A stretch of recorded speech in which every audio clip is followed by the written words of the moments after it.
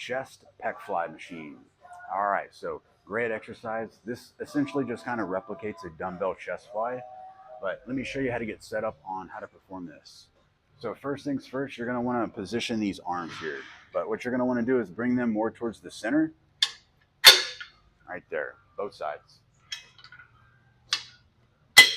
All right, so next, how do you know what height to put the seat? So you're just gonna have to do a little trial and error, but when you grab these arms and you bring them in, your hands and wrists should be right in line with your chest. All right, so if you bring them in and they're like level with the shoulders, then you know you need to raise that seat, and vice versa if it's too low, right? So I've already got mine set up correctly, so we're good to go ahead and show you guys how to perform this. All right, so it's going to be a bottom grip, which is called a supinated grip. That's going to be working more of like the lower to interior portion of your chest. All right, so go ahead and grab your handles here. I need to back these up a little bit. One sec. All right, so grab your handles here, bring your hands in, interlock your fingers.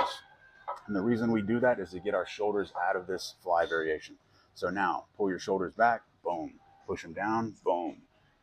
Push your back into that back pad. Now you're ready to go. All right, so we're gonna open up with a good wide bend on the arms and elbow, keeping a slight bend on the elbow here at the backside. Now that bend on the elbow is the most important part of this movement. That's what keeps the tension on the chest, all right? Now as you come forward, you can extend your arms, contract here, repeat. Keep your chest up.